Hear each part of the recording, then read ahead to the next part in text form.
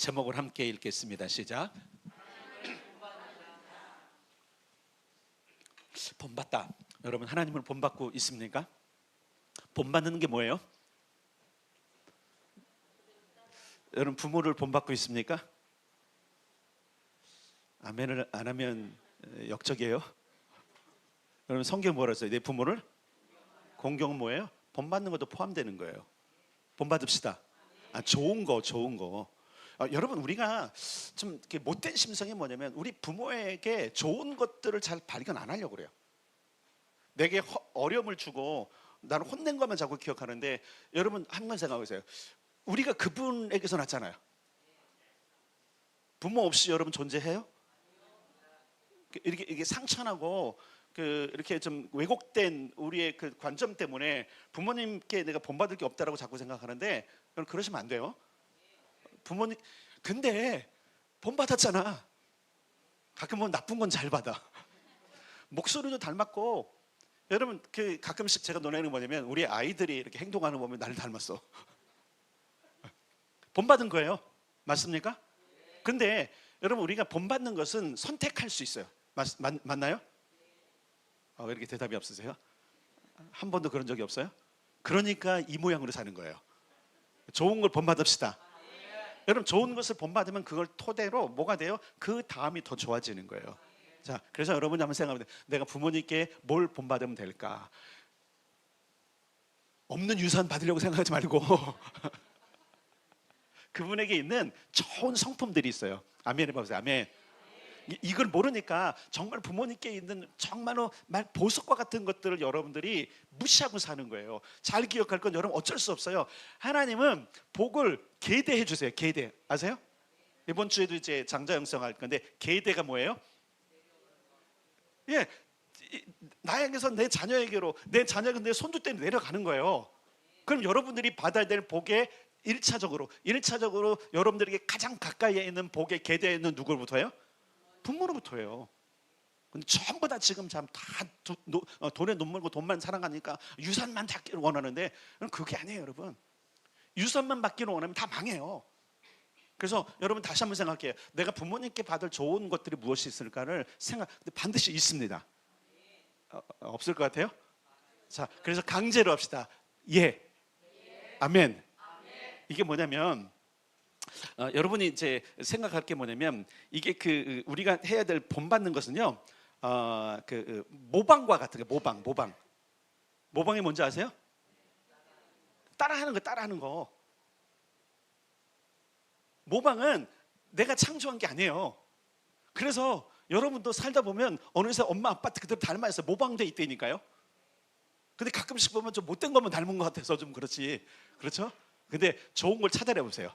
그래서 자녀는 부모에게 좋은 것들을 내가 본받을 수 있다라고 여기고 어떻게 하시면 돼요? 그걸 받아내시면 되고 삶을 사면 되고, 두 번째, 그 다음에 부모는 자녀에게서 내게 좋은 것이 같다라고 믿고 어떻게 하면 돼요? 축복하시면 돼요. 아시겠습니까? 네, 이게 안 되니까 엉뚱한 데 가서 찾고 부모에게서 받아야 될 걸 다른 데 가서 자꾸 찾는 거예요. 그러니까 우리 부모에 대한 존경심은 사라져요. 왜? 다른 부모 보니까 더 나은 것처럼 보이거든. 다른 자녀 보니까 쟤네는 훌륭하게 보이거든요. 여기서부터 뭐가 발생해요? 불행이 발생하는 거예요. 하나님은 여러분의 부모에게 좋은 걸 주셨습니다. 여러분 자녀에게 좋은 걸 주실 것입니다. 그러니까 이걸 봐야지. 그래서 그리스도인은 그래서 관점이 바뀐 사람이라는 사실을 기억해야 돼요. 그래서 오늘 뭐라고 말씀하시냐면, 너희는 세상 사람과 같은 게 아니야 그랬어요.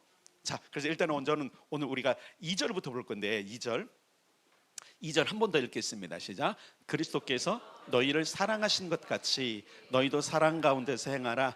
그는 우리를 위하여 자신을 버리사 향기로운 제물과 희생 제물로 하나님께 드리셨느니라. 자, 여기 뭐냐면 그리스도께서 우리를 사랑하신 것 같이 너희도 사랑하는 거라. 이게 뭐냐면 그리스도께서 우리를 사랑하신 그 방법으로 사랑하라는 거예요.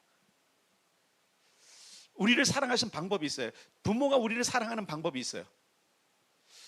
굉장히 많은 사람들이 부모가 나를 사랑하지 않는다라고 느껴요. 그 느낌이야, 느낌. 실제가 아니에요. 여러분, 속지 마세요. 여러분, 부모의 기본적인 것은 사랑이에요. 사랑. 여러분의 부모가 여러분을 얼마나 사랑하는지를 한번 생각해 보셔야 돼요. 제가 이 설교를 준비하면서 우리 부모님을 생각해 봤어요. 아버지, 어머니 돌아가셨고, 아버지, 그분이 나를 어떻게 사랑하셨을까? 어떻게 보면 불평이 좀 있어요. 자상하지 않으셨고, 말도 제대로 안 하시고, 그냥 늘 평생 일만 하시고 했던 분. 근데 그분은 그게 사랑의 방법이었어요. 배운 것이 없으시고 가정을 꾸리고 자녀들을 먹여 살려야 되는데 하실 수 있는 방법이 노동밖에 없으니까 그분은 그 노동으로 최선을 다해서 그것을 우리가 사랑으로 표현하신 거더라고요. 제가 어렸을 때도 기억하는 건 뭐냐면, 적어도 저희 아버지에게는 근면 성실이라는 걸 제가 발견했어요. 근데 그걸로 나를 사랑하신 거예요. 다른 부분으로 보면 너무 부족해. 저는 아버지하고 추억이 없어요. 아버지 손을 잡고 어딜 가거나, 아버지하고 어디 뭐 산책을 하면서 이야기를 하거나, 아니면 내 진로를 위해서 그분이 조근조근 뭐 좋은 이런 게 하나도 없어요. 그런 거 생각해 보면 되게 불편하고 또 아파요. 근데 다른 편을 생각해 보니까 그분은 진짜 나를 성공시키기 위해서, 내가 이 땅에 살고 존재하도록 하기 위해서 그분의 육체를 막 부스러뜨리듯이 헌신이 있었더라고요. 오늘 본문이 2절이 그거잖아요. 예수께서는 어떻게 했어요? 우리를 위해서 자신을 희생하셨대요. 희생하지 않는 부모가 없습니다. 여러분, 자녀된 여러분, 특별히 아직 결혼하지 않은 자녀 여러분, 여러분의 부모는 여러분을 위해서 여러분이 보이지 않는 곳에서 울어요. 마음 아리를 해, 가슴 아리를 해요. 여러분에게 채워주지 못하는 것 때문에 힘들어해요. 그리고 그걸 어떻게 채워줄까를 계속 고민하고요, 노력해요. 방법이 없고 상황이 안 되니까 못 주는 것뿐이에요. 그럼 부모의 희생을 기억합시다. 부모는 희생하신 분이에요. 오늘 이전에 뭐라냐면, 우리를 위하여 자신을 버리사 향기로운 제물과 희생 제물로 하나님께 드리셨다. 안도현 씨의 시 중에 너에게 묻는다라는 아주 짧은 3줄짜리의 시가 있어요. 많이 들어보셨을 거예요. 이렇게 돼 있어요. 연탄재 함부로 발로 차지 마라. 2줄, 너는. 3번째, 누구에게 한 번이라도 뜨거운 사람이었느냐. 예수님은 우리를 뜨겁게 사랑하신 분이에요. 그리고 분명히 말씀드릴게요. 부모님도 여러분을 뜨겁게 사랑하세요. 내 느낌만 안 그런 거야. 내 느낌만 아는 거야.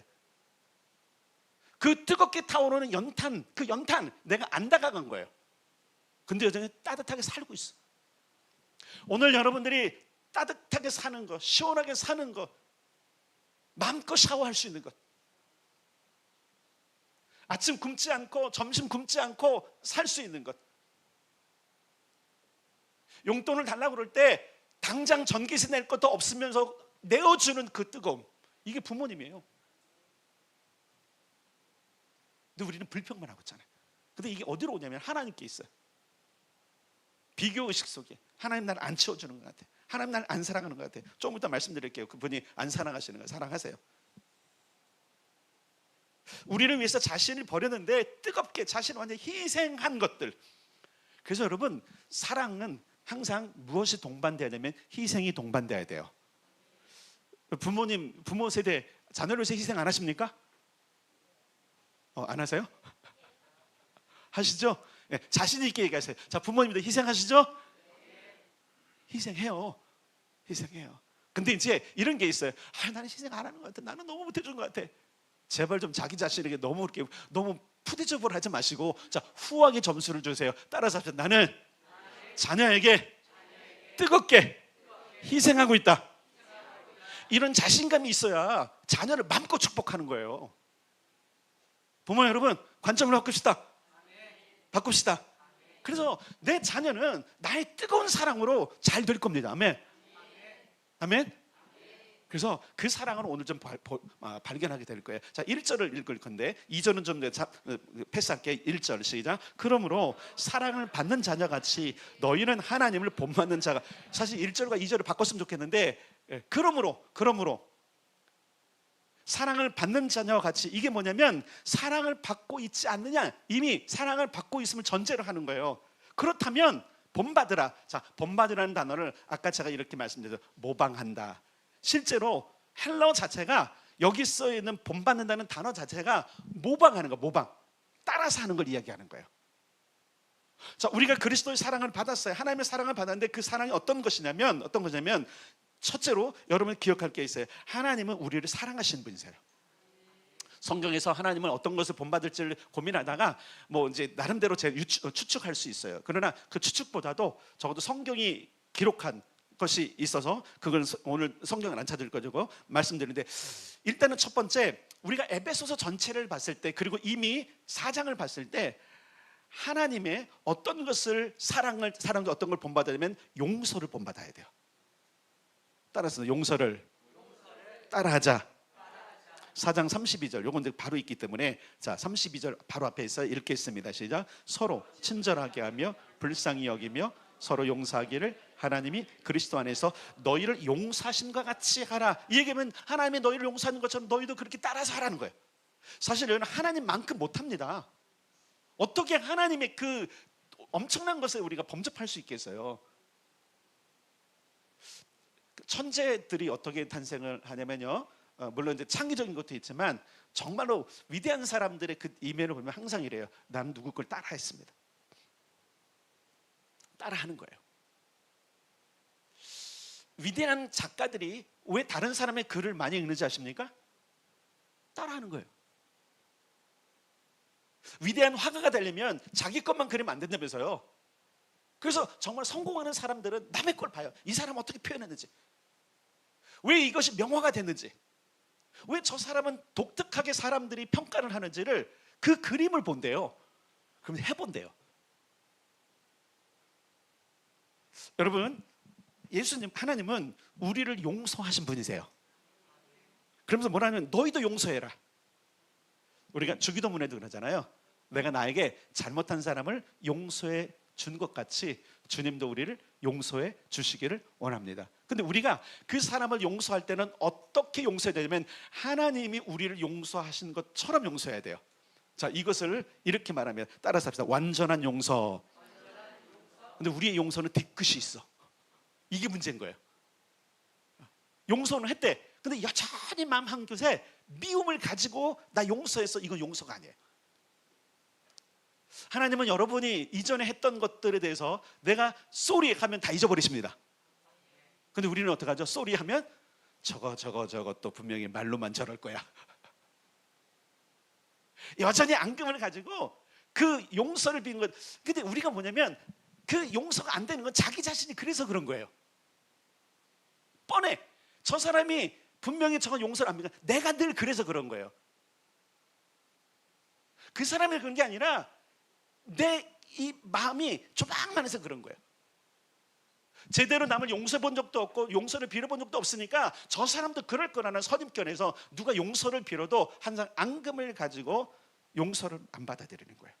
그건 내 문제이지 그 사람의 문제가 아닌 거예요. 근데 하나님께는 그런 게 없습니다. 그분은 완전히 용서하십니다. 아들을 내어놓기까지 용서하신 분이세요. 내가 너를 용서하는데 내가 담보물을 주고 용서할게. 내 내장을 다 보이면서 용서할게. 그게 아들을 희생한 거예요. 그냥 용서가 아니란 말이에요. 그러니까 우리는 그걸 못 따라해요. 제대로 안 돼. 그러니까 뭐예요? 닮아가려고 노력하는 거예요. 맞습니까? 그래서 용서가 만약에 안 되잖아요. 그러면 그 용서, 야, 하나님 다 용서하는데 나도 한번 그렇게 해보려 노력해야지. 용서가 잘 안 되는 경우들이 뭐냐면 우리 안에 있는 감정 때문에 그런 거예요. 감정이 상한 거예요.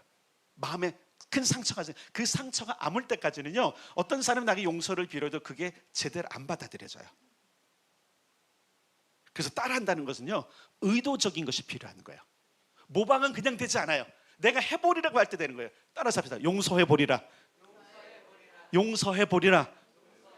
이게 반복되면서 나에게 상처 줬던 그 모든 것들이 치유가 되고, 그러면서 완전하게 그것을 이해하게 되는 거예요. 대부분 여러분, 우리에게 뭔가 잘못한 거나 만약에 실수하는 사람들 보면 그 사람 안에 있는 상처거든요. 그럼 나도 남에게 내 안에 있는 상처를 줬을까요? 안 줬을까요? 줬어요. 나는 아니라고 아무리 발뺌해도요, 분명히 그렇게 했어요. 그런데 하나님은 그 모든 것들을 다 뭐 했어요? 용서해 주셨어요. 그 용서하는 사랑이 이따 말씀드리겠지만, 그래서 하나님의 속성을 알아야 돼. 첫째는 따라서 합시다. 용서함으로 하나님의 사랑을 본받자. 예, 용서하기로 작정하셔야 되는 거예요. 안 되잖아요. 안 되잖아. 인카운터 되면 제가 늘 이제 그 용서에 관해서 얘기할 때 하는 게 있는데, 개척을 하면서 참 상처가 컸어요. 배신감이 엄청 컸어요. 너무너무 힘들어갖고 막 그냥 막 고개도 들지 못했고요. 이 감정적인 소모 때문에 너무너무 힘든 거예요. 근데 하나님께 기도했어요. 이거 어떻게 합니까? 하나님이 이렇게 말씀하시는 거예요. 용서한다고 자꾸 말해라. 마음엔 안 되는데요? 그래도 해. 여러분, 우리가 모든 지은 죄를 하나님 앞에 내어놓으면 그분이 과연 용서하실 만할까?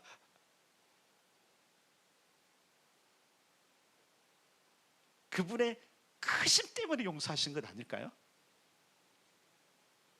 그래서 제가 하기 시작했어요. 하나님, 내가 감정은 안 돼도 하나님께서 성경에 말씀하신 걸 의지해서 내가 그 사람을 용서합니다를 엄청나게 많이 기도했어요. 처음에는 힘들었어요. 안 됐어. 그냥 정말 가식인 것 같았어. 근데 그것만 한 것이 아니라 기도하면서 뭘 보게 되냐면 나를 보게 됐어요. 나의 뭘 보게 되냐면 나의 거짓, 위선, 그들보다 더한 상처를 주었던 나를 발견하게 됐어요. 누가 누구를 미워해? 그러면서 회복이 되기 시작했어요. 그걸 계속했어요. 감정으로는 안 돼도 예수 그리스도의 말씀을 해서 누구누구 당신을 내가 용서합니다. 회복됐어요.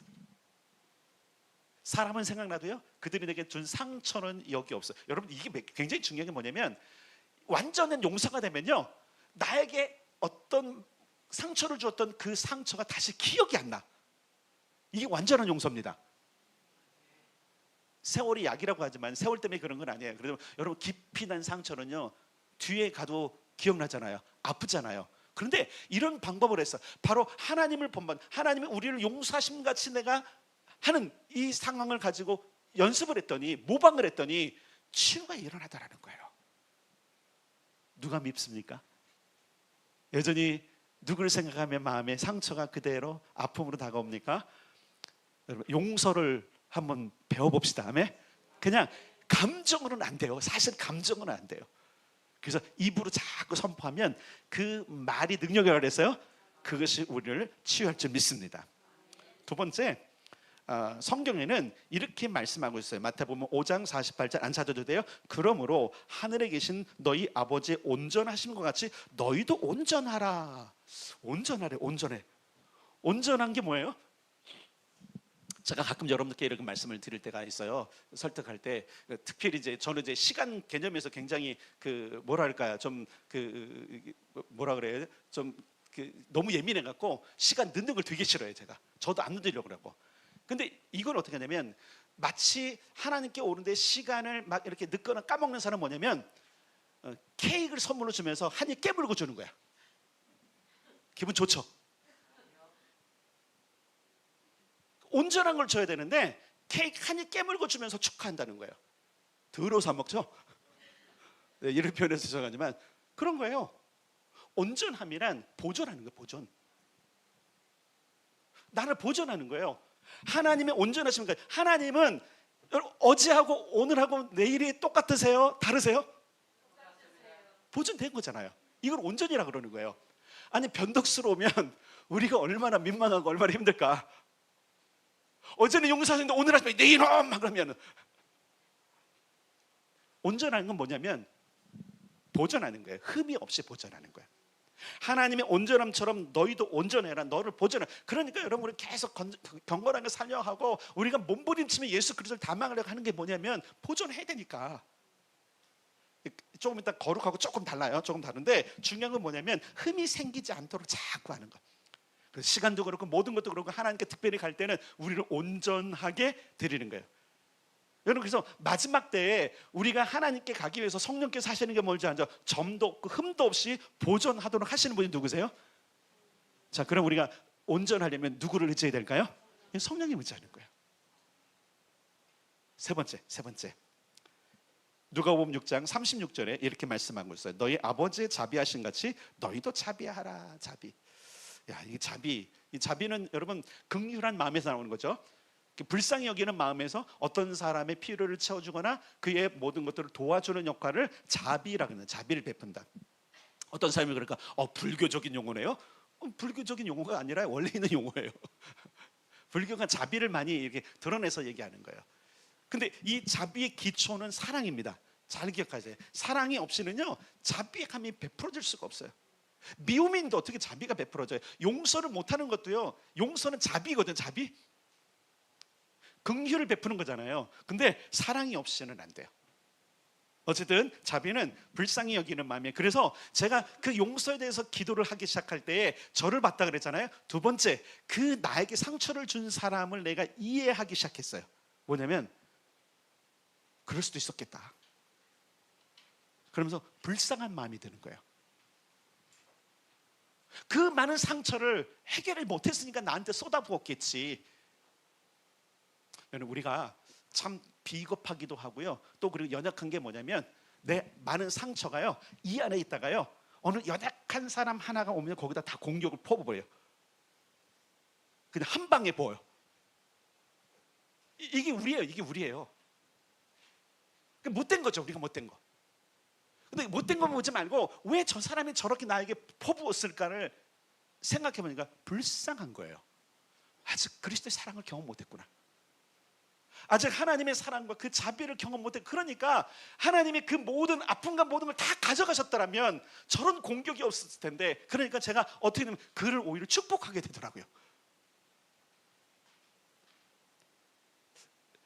여러분, 자비는 사랑에 근거합니다. 그래서 그 자비가 사랑에 근거한 게 뭐냐면 제가 용서를 선포하고 또 그러면서 하나님의 사랑이 내게 들어오기 시작한 거거든요. 하나님의 사랑이 들어오면요 나도 회복되고요 다른 사람을 축복하게 되어 있습니다. 네, 이게 그리스도의 삶이에요. 네 번째 베드로전서 1장에 보면 오직 너희를 부르신 거룩한 자처럼 너희도 모든 행실에서 거룩한 자가 되라. 기록하였으되 내가 거룩하니 너희도 거룩할지어다 하셨느니라. 이건 붙여보세요. 내가 거룩하니 너희도 거룩하라. 어디서 보셨어요? 레위기 출애굽기 있잖아요. 내가 거룩하니 너희도 거룩하라고 말씀하셨는데 베드로는 뭐라고 말하냐면 모든 행실에서 거룩한 자가 되라. 이 거룩이라는 단어를 우리가 좀 생각해 볼게요. 거룩은 이제 두 가지 뜻이 있잖아요. 어떤 거죠? 하나님의 임재가 있는 어떤 무거운 무게감 있는 어떤 상태를 거룩이라 그래요. 기억나시죠? 두 번째는 특별한 일을 위해서 구별해 놓는 거예요. 요걸로 받아들여야 돼. 뭐 우리가 무슨 존재감이 있다고 뭐 무게감으로 가져가겠어요. 근데 그럴 수 없어요.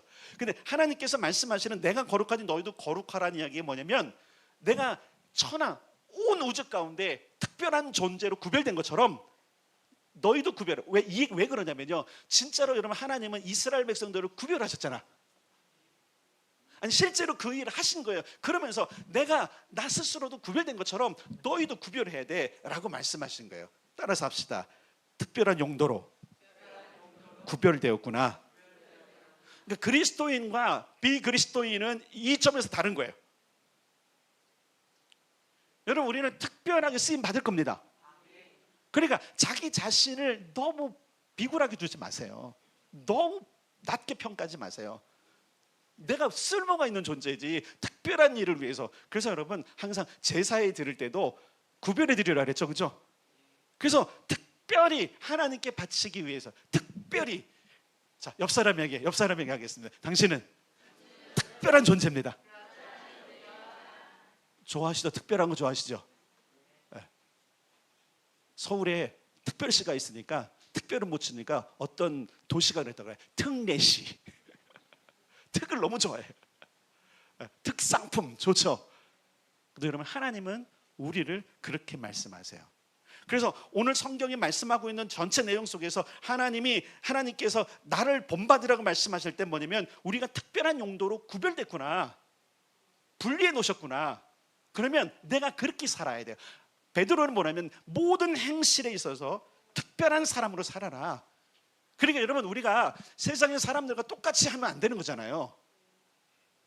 똑같은 가치관, 똑같은 방식을 가지고 그들이 하는 대로 하는 것이 아니라는 거죠. 왜? 우리는 구별해 놨으니까. 예를 들어서 이런 거예요, 여러분. 6월절이나 명절 때 드려야 될 소와 염소와 양은요, 그냥 방목 안 시켜요.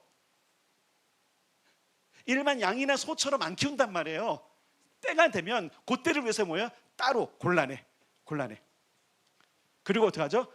그들만 보존할 수 있는 곳으로 가요. 네. 거기에 특화된 도시가 베들레헴이었어요. 베들레헴 특례시. 뭐를 위해서? 예루살렘에 제사를 드려야 되는데 그 제사에 쓸 모든 것들은 거룩하게 돼야 되니까 뭐 하는 거예요? 따로 되는 거예요. 여러분 기억하세요? 교회가 뭐예요? 교회가 뭐래요? 세상에서 골라낸 공동체잖아요. 에클레시아가 그거잖아요. 에클레시아가 두 뜻이 있어요. 교회 에클레시아는 첫째는 총독부. 총독이 다스리는 곳이 총독부예요. 그 에클레시아인데 예수님께서 너희는 이제 나의 에클레시아야. 나는 너희를 에클레시아에 보는 거야. 그럼 다 누구로 부르는 거예요? 대사로 부른 거거든요. 특별한 사람 부른 거거든요. 세상에서 구별해내서 하나님의 나라를 위해서 일할 일꾼들을 불렀단 말이에요. 근데 전부 다 가치관과 모든 것들을 공부하는데 성공은 뭐예요? 하나님 나라에 전혀 관심이 없는 거예요. 그러니 똑같이 가는 거예요. 우리는 하나님 나라를 위해서 구별된 자들입니다. 그냥 우리의 인생의 모든 목표와 모든 것들이 하나님 나라에 있어야 되는 거예요. 내가 하나님 나라에서 어떻게 살지? 그러니까 구별이라는 단어, 내가 유아 독존, 천하 천상의 유아 독존인 하나님이잖아요. 세상 사람이었으면 안 돼요. 그렇게 구별된 것처럼 나도 너희를 구별했으니까 너희는 그렇게 구별되게 살아. 여러분, 유대인들이 지금도 여전히, 그리고 이스라엘이 회복된 이유들을 본 것 가운데 하나가 뭐냐면 그들은 이걸 알았어요. 자신들을 구별했어요. 그 언어를 버리지 않았고요, 종교적인 관습을 버리지 않았고요, 여전히 토라를 가지고 있어요. 뭐예요? 우리는 달라 너희하고. 이거 여러분 말 그대로 인종차별식으로 사는 게 아니라, 그런 차별주의가 아니라 하나님이 불러내신 그 사명이잖아요. 소명에 대한 분명한 것이 그들에게 있었던 거예요. 그러니까 우리는 구별해야 돼. 세상이 이렇게 풍습을 따라가고 세상은 이런 유행을 따라가도 우리는, 그러니까 이제 거기에 굉장히 전통적으로 이런 사람 뭐죠? 지금도 여전히 고대의 복장을 그대로 하고 살잖아요. 우리는 고리타분하다고 하지만, 그러나 관점을 바꾸면 하나님은 되게 기뻐하실 수도 있어요. 그래도 우리가 그렇게 살라는 건 분명히 아니에요. 중요한 건 뭐냐면, 하나님이 거룩하니 나도 거룩해야 되니까 내 삶을 특별한 용도로 구별해야 되구나. 그래서 여러분, 우리는 항상 내 시간과 모든 것들이 구별된 거라 생각해야 돼요. 하나님을 위해서 부름받았다고 생각하셔야 돼요. 요걸 깨달아야 내 인생, 앞으로 갈 인생을 어떻게 디자인하든지 할 거예요. 근데 그걸 모르니까 세상 사람들이 요즘 유행은 뭐가 좋다라니까 그걸 우웅 올라가고, 요즘 뭐가 하니까 우웅 올라가고. 최근에 재미난 일이 있었어요. 그 강남에 유행했던 코트가 하나 있었다면서요. 되게 좋은, 또 코트는 잘 맞는지 모르지만 개그맨 하나가 그걸 풍자했어요. 그랬더니 다 기분 나쁘다고 안 입는데.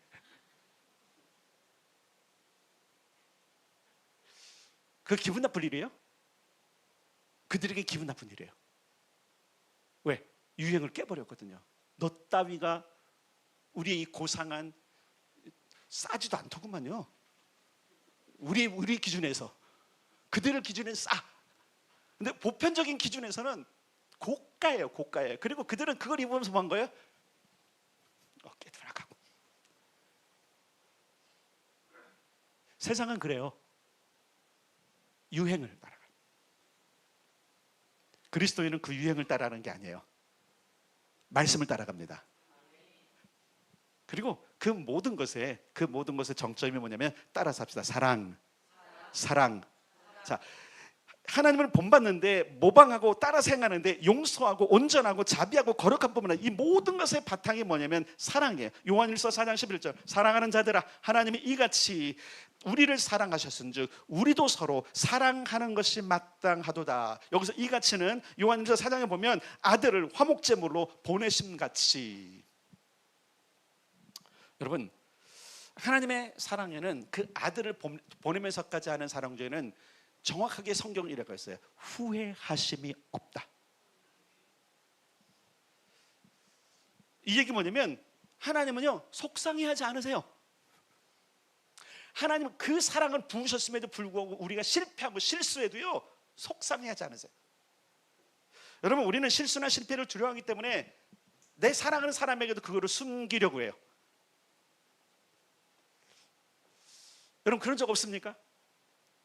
내 이 사실을 알면 그 사람이 힘들어할 텐데 속상할 텐데 하면서 감췄다면 그건 사랑이 아닙니다.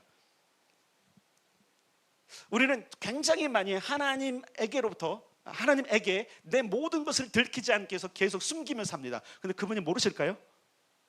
아세요. 그래서 우리는 드러내야 돼요. 실수했으면 실수했다고 말씀드려야 되고 실패하면 실패했다고 그분은 절대 그것 때문에 속상해하지 않으세요. 우리는 그러잖아요. 내가 기대감이 있었는데 그 기대감에 못 미치면 속상하잖아요.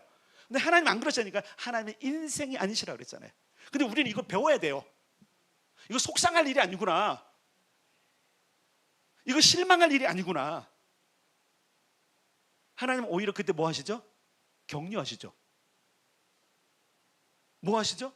위로하시죠. 근데 우리는 어떻게 해요? 우리의 사랑은 하나님의 사랑을 본받지 않으니까 속상해하고 실망하고 독서를 퍼붓고 포기를 하는 것이지만 하나님 사랑 그러지 않으세요. 후회하심이 없으세요. 우리를 위해서 자기 자신의 아들을 희생하신 걸 후회해 본 적이 없으세요. 늘 자랑스러워하세요. 그러나 우리는 실패하죠. 우리는 실수하죠. 넘어지죠. 하나님께 만족을 못 드리죠.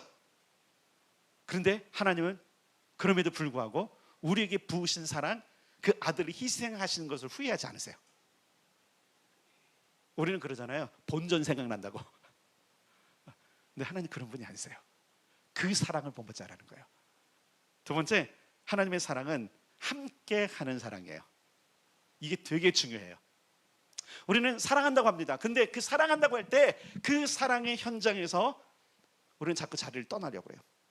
한 사람이 실패하거나 한 사람이 지금 어려움을 처했을 때 우리는 그와 함께 하느냐 그를 떠느냐를 통해서 사랑이 판가름되게 돼 있어요. 여러분 사랑하면 어떤 일에도 함께 합니다. 하나님은 한 번도 우리를 떠나신 적이 없습니다. 그분은 함께 하십니다. 그러니까 하나님의 이 사랑을 우리가 본받아야 돼. 같이 가는 거구나. 그래서 여러분 그러죠. 운명 공동체 되게 좋아하잖아요. 좋아하세요? 운명 공동체?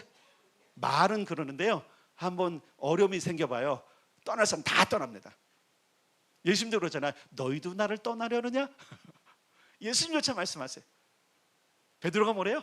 영생의 말씀이 계시면 우리가 누구를 따르오리까? 우리는 끝까지 가겠습니다. 그런데도 배신해버리잖아요. 닭이 3번 울기 전에 나를 부인하려는 대로 베드로가 보기 좋게 예수님을 뒤통수 쳐버려요. 그게 우리예요. 그런데 여러분 보세요. 예수님은 그런 베드로를 찾아오시죠. 힘들고 지치고 어려운 그때에 그와 동행하시죠. 따라서 하나님의 사랑은 함께하는 사랑이다. 그러면 우리도 하나님을 떠나면 안 돼요. 우리가 하나님을 떠나는 이유가 아주 큰 데 있지 않더라고요. 왜 떠나면 하나님이 나에게 실망하셨을까 봐. 내가 하나님의 기대에 못 미치는 삶을 또 죄나 허물을 저질렀을 때 우리는 점점 더 마음에서 하나님을 자꾸 멀리하려고 그래요. 그러지 마세요. 우리가 하나님을 사랑한다면 이게 여러분 집착하도록 하나님을 따라가야 돼. 그게 사랑인 거예요. 그게 사랑인 거예요. 제가 1월 때부터 3월 달까지 집에서 제가 드라마 좀 봤다 그랬잖아요. 그 드라마 본 것 중에 기억나는 게 뭐냐면 어떤 남자아이가 교통사고를 당해갖고 장애를 얻은 거예요. 근데 이게 장애가 너무너무 심각해지니까 자기가 사랑하는 여자에게 도저히 자기가 감당이 안 될 것 같은 거예요. 내가 이렇게 되면 분명히 이 여자아이가 자기를 막 그러니까 돌봐야 되고 얘 미래도 있는데, 그러니까 밀어내는 거. 근데 나중에 이 남자아이가 자기 어머니가 자기를 어떻게 사랑하셨는지를 깨닫고 다시 여자에게 가요. 그러면서 이렇게 해요. 내가 이래도 함께 해줄래? 주님은 항상 우리를 찾아오셔서 이렇게 말씀하세요. 함께 할래? 근데 우리가 그래야 돼요. 왜냐면 그분은 실수하지 않고 그분은 우리에게 나쁜 짓 안 하세요.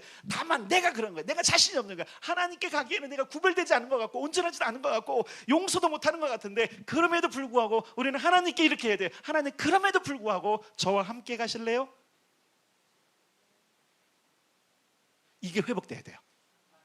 오늘 에베소서 5장 1절과 2절은 우리에게 이걸 얘기하는 거예요. 그럼에도 불구하고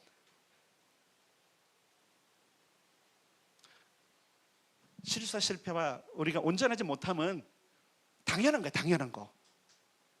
근데 그때 하나님 말씀하시는 겁니다. 그래도 내가 너와 함께 갈 거야. 그래서 실수를 저지르고, 그죠? 자기 고향으로 갔던 베드로를 찾아오셔서, 베드로야, 그래도 날 사랑하니? 예, 그러니까요. 함께 하자, 함께. 예, 알겠습니다. 근데 사실 먼저 하나님이 다가오시지만, 자, 우리는 본받는 거라 해서요, 모방하고 따라하는 거라 그래서요. 주님이 그러셨고 하나님은 우리에게 다가오듯이, 그럼 우리도 그러자고요. 아멘. 멀어졌습니까? 하나님께 멀어졌습니까? 감정적으로, 아니면 영적으로, 실제 삶에서 멀어졌습니까? 다시 가십시오. 그리고 손을 내미세요. 그래도 주님 저와 함께 해주실래요? 그럼 주님 뭐랄까요? 이 새끼 그럴까요? 안아주세요. 눈물을 닦아주세요. 쓰다듬어 주세요. 그래, 가자. 아가서가 뭐예요? 일어나 함께 가자. 나의 어여쁜 자야, 일어나 나와 함께 가자. 이 모든 것의 정점은 뭐냐면요, 어쩔 수 없이 우리는 그분을 의지할 수밖에 없는 존재라는 거예요. 오늘 1, 2절의 결론을 그렇게 볼 수 있어요. 하나님을 의지해서 살아라. 안 하면 4장에 있는, 그리고 3절 이후에 있는 모든 것들이 너의 삶에 어려움을 줄 거야, 이 얘기인 거예요. 이제 3절부터 다음 주에 하니까. 근데 하나님을 의지하고 살잖아요. 그리고 하나님께 손을 내밀잖아요. 그럼 그분이 이것을 넉넉히 이길 힘을 우리에게 주세요. 그게 사랑의 힘인 거예요. 여러분 사랑해 보셨잖아요, 그죠? 못 해보셨어요 아직도? 이걸 이겨낼 수 있는 사랑, 극복할 수 있는 사랑, 우리는 사실 그걸 하나님께로부터 경험하는 겁니다. 그리고 다시 한번 여러분, 이 예배가 끝나고 나중에 말씀이 올라가면 한번 여러분들이 별도의 시간을 구분해서 한번 들으면서 나에게 베푸셨던 하나님의 사랑이 어떠한지를 한번 생각해보는 시간을 가졌으면 좋겠어요. 진짜 그분 사랑이시거든요. 여러분의 실수와 여러분의 상태와 관계없어요. 그렇잖아요. 여러분의 자녀가 어떠하든 여러분이 뜨겁게 그들을 사랑하는 것처럼, 그 사랑이 어디로부터 왔게요? 하나님께로부터 온 거예요. 부모에게 있는 거는. 결론 내겠습니다. 하나님을 뜨겁게 사랑하는 자, 그는 하나님의 사랑으로 이웃도 사랑하는 자가 된다라는 겁니다.